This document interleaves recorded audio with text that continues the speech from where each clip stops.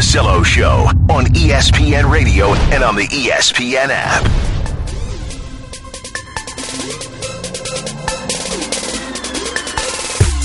Randy's going to have to watch himself today with all the rejoins because he just started doing it a little bit, and he got busted last time he was in studio. Randy Scott, the Russillo Show on ESPN Radio, where you were really feeling the music on the way back in. You didn't know we were on cam, and you know what? You like, man, enjoy yourself. Just neck roll chair dancing. That's what it was. That's what it was. No overbite. I held that in check. And then somebody busts you. They replay the video, and then they circle your movement on it. Yeah, that was tough. But that was good video work. Tough look. Yeah. And then somebody retweeted it. Somebody on the show. That was me. That's you. That was you who did that. That was speaking of shows, I'm going to break down all the LeBron stuff as of right now, meaning what the Cavs want to do this offseason, what is real versus what is rumor. LeBron's playing. Like, I don't know him perfectly, but I just know that this stuff is sauced. It's sauced material, all right? So do with it what you will. But before we do that, as I get into that Boston accent, missing my friend Van Pelt, not to say that I'm bummed you're here, Randy. That came out wrong. Did it? I went on SportsCenter this morning with you and your co-host, who will right now remain unnamed, and that person called me SVP. And you didn't even flinch. Like, there was you didn't even think I noticed. I watched your face because I heard it, and I was like, oh. And I was like, just let me lean into this. If I had popcorn, I would have started eating it because I wanted to see what you were going to do. And your poker face was amazing. Pro's pro. Has it happened before? No. No, and that's is the transition happening? I know there have been people that have accused me of you're just going to become him unless you get married. You're just going to be couch, Connecticut guy, recruiting. I'm not really playing video games all that much anymore, so maybe that part isn't real. But yeah, I don't know. I don't know if I want to name a name here, but I was called SVP, and then the person that called me that then realized that they had done it, and then they kind of lost it off to the side, and then I just locked in on the answer. Oh, okay. So this person, yes. I don't even want to specify gender. I'm not thinking in binary terms. Let's just go with this person. Right. Acknowledge the mistake that they made. I think they noticed. That okay. SVP. Okay. We have the audio and video, so we may get to that a little bit later. Perfect. All right. Perfect. Time for Straight Talk, brought to you by Straight Talk Wireless. Best phones, best networks, no contracts. LeBron James still has some life left on his contract, okay? He could opt out after next year. And what are you hearing? You're hearing Lakers. You're hearing Clippers. This guy's going to want to move on. He's going to want to go out west. Let's start with that. LeBron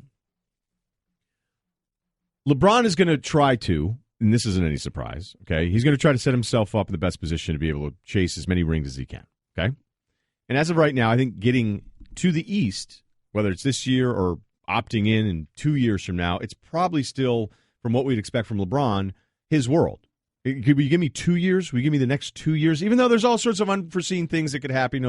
Golden State's going to go to 10 straight finals. Like, I don't think that kind of stuff is going to happen. But I think right now it'd be fair to say the next 2 years, if LeBron stays with the Cavs, they're going to be able to get to the East. I think we established earlier this week it depends on where Kyle Lowry goes. But, yeah, it's probably – yeah, it is. It's LeBron's, good to get him back in the show, LeBron's conference, for the next 2 years. Okay, so – I believe the Paul George stuff. I had been told that they would kick the tires on this, and it has made the rounds. And I don't know if it's making the rounds from source stuff or if it's just like, well, what would happen? And Paul George came out. Like, what was he saying today? George said, we're close to catching the Cavaliers in the Eastern Conference. Wow. Yeah, he didn't Love say the confidence. He didn't say we're a player, we're this, we're that away. He just said we're close. We're close to the Cavs in the East. His claim was we gave them the toughest series of the postseason outside of the Warriors. That was his claim. They were swept, but it was the closest sweep in playoffs history, according to some stats. They blow like a 30-point lead at the half at home. Yeah, I mean, but this is Paul George saying it. All right, you know what? That's not even important, but let's put it this way. Paul George, no one thinks he wants to stay there, okay? Right. And he can sign an extension. He can put all this stuff to bed. But if you were the Cavs, would you think you were better off if you could, say, trade a Kevin Love for a Paul George? What if I told you right now you're the Cavs and you can say, give me Paul George, I'll give you Kevin Love, and that's what I know I have at least for one more year. Yeah, monetarily, I don't know if that works, but yes, I would do that. I'd do that. I want Paul George in a beta role, right? I'd take a year guarantee to Paul George in a secondary role over 2 years of Kevin Love in a tertiary role. You know what I mean? Tertiary. In the third spot there. That's what I would. Yes, I would take a Paul George. And you could, when I'm just looking at the numbers here again, you could pull that off. All right, that wouldn't even be that hard of a trade. You know, it would be a bummer for Kevin Love. I think George would be fine with it. I think the beta thing that you're bringing up is perfect. Would the Pacers do it? I think the Pacers would do it. The Pacers offered Paul George to multiple teams before the trade deadline. Now, the teams that they were talking to, they were asking for really good players. Kevin Love's not a superstar. He's not Paul George. But if you knew you could keep Kevin Love and then have that and not lose George for nothing, you would probably do that if you were the Pacers. And you see that, like, Indiana's got to get something for him. You let him play it out, no matter how close he may think he is, and he may think the Pacers are to the Cavaliers in the East. You have to get something for him, because I'll tell you who else doesn't think Paul George is long for Indiana. Papa John's, Gatorade, some of these deals he's getting. He's the most marketed Indiana athlete this side of Peyton Manning. There's nobody in the Pacers who has had that I'm talking Reggie Miller and on down. No one's had this level of national Rick endorsement. Smith's internationally, perhaps. Internationally. Right. Yeah. Huge. Okay, good point. Just want to clarify all that. Yeah. So now I hear what you're saying. I can hear everybody that's listening to this right now saying, well, wait a minute. Why would the Cavs trade a Kevin Love if it's a Paul George and you don't know that you're going to get Paul George back? This is where more of the information comes in. And it was presented to me this way, and it actually makes a lot of sense. Kevin Love is under contract, under Cleveland's control, for only 2 more years. He has a player option after 2 summers that he could pick up and stick around, but the way this money is going right now, Kevin Love probably opt out of that if healthy and decide I'm going to move on. So really what you'd be doing is you're saying, sure, I understand that maybe trading for Paul George means that we're moving a piece out and we're not sure what his future is going to be. Maybe we can get a contract extension with him. Maybe we can't. Or maybe Paul George is worried about what LeBron is going to do and he's going to move on, so maybe Paul George doesn't want to sign the extension. But what you really might be doing is trading 2 years of certainty with Kevin Love for only 1 year of certainty for Paul George, who's the better player, and factoring in what the Cavs saw from their group when LeBron wasn't on the floor. Kevin Love had his best season with the Cavs this year. This is not a beat up on Kevin Love thing. This is a, do you think you're a little bit better for a year, or could you add another year to the deal with George where you feel like he and LeBron are aligned for 2 years? Maybe LeBron talks to Paul George and says, hey, I want to sign for another couple more years, put some of this L.A. stuff to bed, and we think we're just a slightly better team, and Paul George is somebody that is more dynamic to go up against Durant, and it's not Kyrie and Love, it's Kyrie and Paul George, and this just makes us a little bit better. When it was explained to me, and as I say it out loud, like, that's not a crazy thought process at all in the NBA. Like, that actually would make sense, especially when you know that Love could opt out in 2. I know this information is less than probably an hour old for you, but, like, are you getting, or do you think we will get people so firmly entrenched in the Kevin Love camp that they'll be like, that's ridiculous? You know what I mean? I almost feel like we're arguing a pretty solid point here that Paul George is an upgrade in that role over Kevin Love. I don't think it's a rebuttal about talent. I think it would be that we'll get a lot, again, at Russillo Show, 1-800-Flowers.com Twitter feed. I think most of the responses that we'll get was that the Cavs would never trade somebody like Love if George can just leave after a year and if LeBron is already leaving. So let's do that. I'm going to tell you the third part of this thing. If you really break down what LeBron's options are for moving on, are there a ton in the near future that actually make that much sense if we know his goal is going after a ring? Randy Scott with us all day today. We have a ton to get to, so we'll finish that thought on that. McGregor, Mayweather. We didn't do it as technically tight as I wanted to yesterday with the guys from Barstool. No. Shockingly. But those guys were great. And Mikey C., Outsider Mike, is on the board today. It's been too long. Say hi to the people. What's going on, everybody? Nice. Yes. Friday. That's perfect.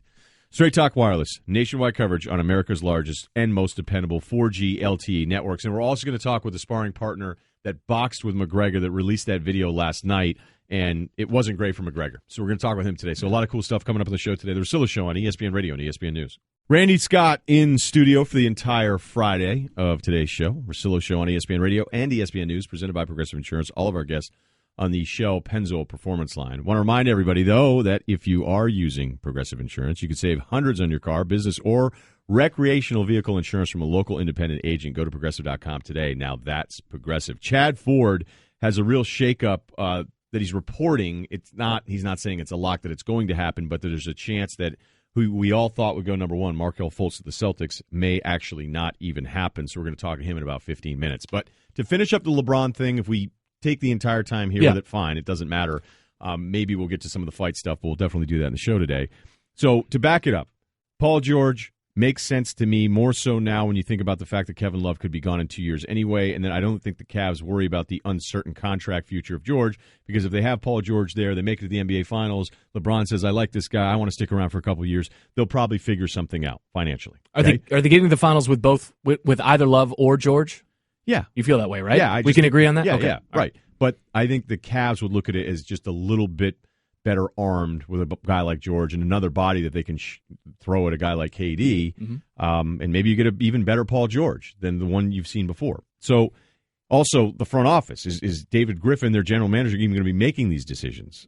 If you're – I have not heard anything that tells me there's some sort of problem that LeBron's camp is telling ownership that they don't like David Griffin there, okay? So that's another factor that you have to think about. Because, wait a minute, who's making all these decisions? Because if you were to get rid of David Griffin as a general manager, which I think would be a huge mistake, I think he's terrific, he's well-respected, he just gets it, and he also deals with this brutal situation where he's the GM of a team where nobody actually thinks he's the GM. Everybody thinks LeBron's the GM, and Griff handles it really well, okay? Yeah. And Griff was a big part, I think, of that, just having the mindset to turn that. Look, he didn't win the 3 games, they were down 3-1, but if you read the book from McMenamin and Windhorst that he was writing to these guys saying this task in front of us, so he kind of helped focus them mentally. If you brought in another young guy who was a little insecure, trying to prove himself, like I'm the GM of a team right now, then I don't know that that's a good fit with Team LeBron. So Griff's the guy. It's already worked. Why move on from that? Here's the final one that I'll get to. So LeBron's going to go out west, huh? I'm not saying it's impossible, but how soon is that happening? Is it happening after next season? So what is he doing? Is he going to the Clippers? He's going to the Golden State division. If you want to talk about divisions, that's fine. He's going to go to the Western Conference, where it's just going to be harder for him unless you create some team on paper that I'm just not sure I'm aware of right now or even think is reality. Like, why would it make sense for him to leave the Eastern Conference and go to the Western Conference in 2 years if his goal actually is trying to get to rings and meet up with Golden State earlier, likely that it's Golden State earlier in the playoffs than what he would be doing in the East? That's logically where you have to figure out where your base is, right? You have to figure out what he wants. What does he value the most? Is it money? Is it rings? Is it playing with his friends? Because there is this contingent of fans and even insiders out there that say, okay, listen, he wants to play with the Banana Boat crew. And the only way... I don't think the Banana Boat crew is anything other than an end-of-the-road type of deal where they just want to have fun together. Because all those of us that are going Banana Boat crew, I don't think the LeBron and the Chris Paul and Melo, I don't think any of those guys think that group is even challenging for a ring. I think that's like, let's do something funny like knock over a casino with Morgan Freeman. Do they have, though, a realistic idea of what each of their roads is? You say it's end of the road. I'd argue LeBron's road is longer than any of those other two. Melo certainly with Melo. Melo's right. A shorter road. I'd say CP3 misses how many games? 20 games a year? He's good to miss now? Like, I'd argue that road is shorter. LeBron is the longest road left in that group. I'm not even saying, I'm not on Team Banana Boat. I'm not saying that's what he values. I agree it's rings, but there are people who say, where does he want to lose to the Warriors? Because if he goes out west, Western Conference Finals. Stays in the East, Finals. But either way, he's losing. Right, that's a really good point. Like, if you are Team Banana Boat, which I think is a great phrase in itself, do you think Team Banana Boat, like, do you think those guys think that they're going to group up and it's going to be a better chance for them to win a ring? Like, I don't think LeBron would do that. I don't think LeBron would go, you know what, these are my friends. I choose friendship over over ring opportunities. He might do that at 37. Yeah. You know? But is he doing it now? Like, he's not doing that now. No, he's not doing it now. So what about the East? Is there a place in the East? Would there be a place where LeBron would opt out a year from now where he would go in the East? Well, he's not going to the Celtics because he's just not. All right? Like, he put that one to bed forever. 100% on logically, that one. That's sound. The Knicks? All right, so you want to play in New York? Now? Like, you think LeBron wants to be with the Knicks in 2 years with Phil Jackson or whatever is left of what they've done there? Now, the weird thing about the Knicks is Porzingis continues to be who we think he is. They get a few pieces back from Melo, which I think they trade him for almost anything at this point, and they nail it with this year's draft pick, which isn't as high as they would hope to be in the lottery. Like, maybe there'd be a couple things in place, but you think LeBron wants to go deal with that? You think he wants anything to do with Phil Jackson after the posse comment? Right. Okay. Phil Jackson's out of New York before LeBron gets there. Would Maybe. you argue? Isn't there just one more guaranteed year of Jackson in New York? The option that he exercised? I'm just... No, I understand. You know where it is? I mean, I think, are you gearing us and leading us toward Miami, or is that just because that makes the most sense? They just had all that cap money come off with Chris Bosh. Mm-hmm. Could Paul George be part of a package deal since they both come up at the same time? One more year of LeBron, one more year of Paul George. You're right then, but it is LeBron and then who else? Gordon Hayward and Goran Dragic. Am I even saying his last? I always mispronounce Goran's last name. Dragic? The Dragon? Sure. That's all right. You were close enough. Is that? I mean, that's a good foursome. You got a point guard. But what you're doing though is you're already making up 75% of the roster. Like I'm not saying you're wrong for this, but you're assuming Gordon Hayward goes there this year, that Chris Paul opts out, he goes there too, and then LeBron, after, what do we got? Another year, says, I'm opt out and go to Miami. That one at least, okay, if you want to do all these moving pieces around, okay, that one makes more sense because I don't think the Knicks thing is there. The Boston thing certainly isn't. And then the West has Golden State. The point that I'm trying to make through this whole thing is that with Woj saying it's L.A., and Jalen Rose saying it's L.A., it just may be, I'm not saying anybody's wrong. It just may not be happening nearly as soon as the hysteria of the coverage of this has been for the last few days, as if it's one more year in Cleveland and then he's out. Like Dave McMenamin came on with us and said he's not retiring there, but it's not, I'm just not, based on the information that I got this morning, today I don't feel like LeBron is opting out after a year and already packing up for the West Coast. My argument would be Paul George factors largely into this. He really does. He's as much of a basketball on-court piece as he is a recruitment piece to keep LeBron in Cleveland. Because it gives LeBron what he wants, right? LeBron would have to sign off on George. Sure. It gives LeBron what he wants, so it's a further demonstration, whether it's Griffin or not, that we'll give LeBron what he wants, we'll put a winning team on the floor, and hey, why not stick around? We're going to try to convince Paul George to do the same. And that's the beauty of how this stuff works. Man. Because if you got a Paul George, who's probably more obtainable right now when you talk to league people about George versus a Jimmy Butler, and you go, all right, well, now we got Paul George. Let's see how it goes this year. And that's what I think we miss when we talk about Golden State and how dominant they are. Yes, they're dominant. On paper, it's insane. When they're healthy, you almost want to give up. But, I mean, what if Durant had been hurt? The way I thought, like when it first happened, Golden State, Durant, they all thought they were done. You have two superstars out there who have injury histories, right? I mean, ankle injuries, foot injuries, they're not things that get better over time, over the life of an NBA career. I don't care if you're on the right side of 30. That's two guys who could go down. I guess anybody could, but those two could go down at any time they have before. It's not a lock. That's why this, we sent out the pre-show email, Cerruti did, and it was over under 2.5 Warriors titles with this group, and I'll take the under on that. From today? Yeah. I know it seems like everybody would take the over. The safer bet would probably be the under.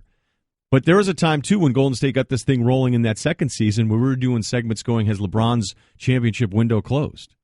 And guess what? It didn't. He came back that year, beat him.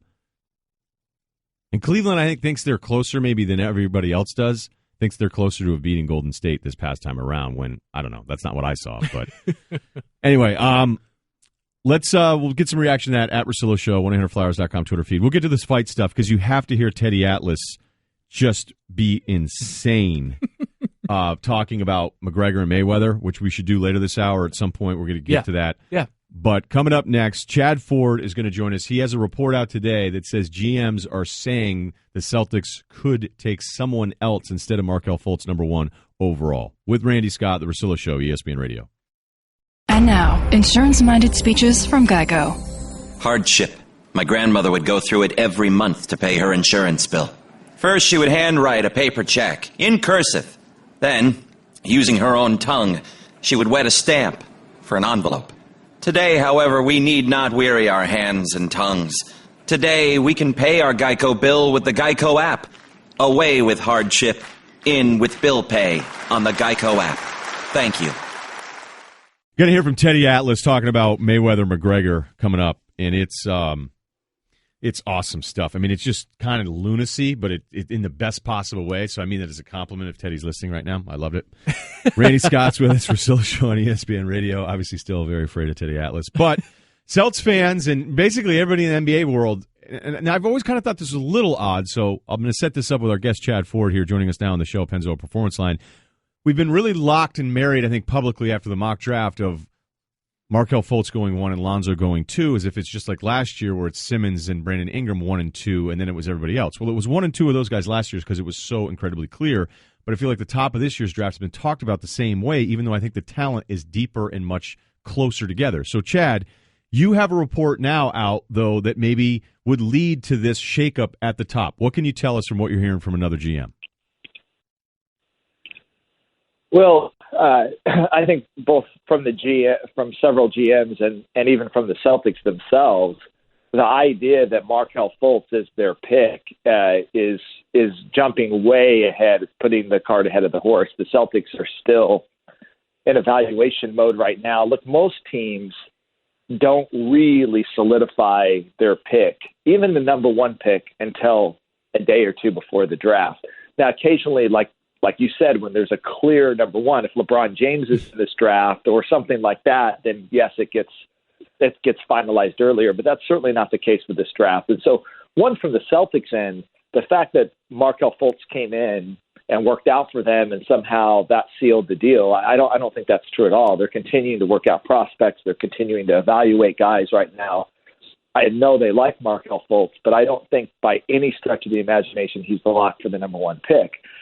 The second thing that I've heard from other GMs around the league is a lot of speculation around Josh Jackson. He fits the mold that Danny Ainge has consistently drafted throughout his career: toughness, athleticism, ability to defend, length, motor, a lot of the characteristics and mental makeup of a prospect looks like Josh Jackson more than other players. Now, you may look at that and say, well, then the Celtics don't need players like that. They already have Marcus Smart. They already have, players that play that way. But I don't actually really think that the Celtics look at that at all that way. I think they're looking at the best talent, but also the best fit for the organization, their culture, the way they play. And look, Josh Jackson started on Big Board 1.0 as the number one prospect in this draft. The consensus over the last summer among NBA general managers was that he was the best prospect. It wasn't an overwhelming consensus. It wasn't he was a clear lock for that. And he had a terrific season for Kansas. And I think that he has gotten lost in the hype of the Ball Fultz matchup, that this is a really, really talented basketball player who I think, if you're looking at ceilings, not tomorrow, but if you're looking at ceilings, has a higher ceiling than Jaylen Brown, has a higher ceiling than Jay Crowder, has a higher ceiling than Avery Bradley, can play the 2 and 3, can defend multiple positions, is a terrific passer for his position, which is so critical in the NBA. The only thing that scares you about Josh Jackson is that jump shot. It went in Kansas, but it's ugly. His free throw shooting was horrendous. That's going to be a major area of improvement and growth for Josh Jackson. And that's why with the Ainge thing, because I've known his big thing too is not just the toughness, but it's shooting. You know, you can't have enough shooting, especially in today's game. But when you bring up the toughness thing, like the Marcus Smart pick was such a classic Ainge pick. Like when he picked him, I'm like, yep, that would make sense. You, I thought, Chad, were the first person that ever, because we would talk, off the air a little bit and here on the show, and you just kept saying Jaylen Brown last year. I thought you were the first person to connect Jaylen Brown to the Celtics at 3. It seemed like a reach. It seemed like it was going to happen. So I don't know how much you've talked to Ainge. Do you have any read on what you think he does at number 1 then? I think that the Celtics are like anybody else right now. They're not telling me what they're going to do at number 1. I've always had a good relationship with them as well. I've always had a feel of the types of prospects that they're looking at, and I think it's really clear. There's 4 guys that they're looking at for number 1. It's Fultz, it's Ball, it's Josh Jackson, and then Jason Tatum is another guy that, again, some general managers think is the best prospect in this draft as well. Those are the 4 guys that are in the mix here. Interestingly, Josh Jackson and Lonzo Ball have not come in to work out for the Celtics. I think from a scouting perspective, that is not a concern for the Celtics. But one concern that they do have is that they haven't seen the medicals. And that's a much larger concern. These agents now are not having these top players go through the medical evaluations at the Chicago Draft Combine. They are doing those evaluations privately, and they are sending them to the teams that they want to draft these players. So right now, the Celtics do not have a medical report on Lonzo Ball or Josh Jackson, and they're concerned for a team, right? I mean, you're going to draft the number one pick in the draft. You want to make sure those knees, the back, the feet, everything checks out medically, and that's a concern in the league and a complaint of a lot of general managers right now that they don't have access to that. Talking with our ESPN NBA draft insider Chad Ford on the Russillo Show. Chad, more on Lonzo at number 2 with the Lakers, and maybe this is more of an organizational thing, but you mentioned in your latest piece here up on ESPN.com that the Lakers are going out of their way to stifle any of this talk that Ball to L.A. is a done deal. How much of that is a reflection on the player? How much of that is a reflection on the organization in terms of just controlling the narrative now inside of a week before the draft? I think it's probably more of the latter than the former. They really like Lonzo Ball. He is seriously in the mix for the number 2 pick in the draft. And if I were to guess today, I'd say they'd take him at 2. But I think, again, you've got a new president, you've got a new general manager, you have this new Lakers era unfolding, and all of a sudden you have this player whose dad is a bit of a loudmouth walking around and saying, hey, the Lakers are drafting my kid. And the last thing that the Lakers want is the perception that they're just doing what everybody expects them to do. They want to show that they are very deliberate in their process, that they've evaluated lots of prospects, that they've dug deep, that they've done everything. Rob Pelinka was telling me the other day that he was trying to watch tape of every single game that these top prospects played. That he was challenging himself to watch every single game that they played. That's the sort of work the Lakers are trying to do. So just to come in and say, look, Lonzo Ball's our guy, I think that's a troubling narrative for the Lakers, and I think they're not just trying to control the narrative.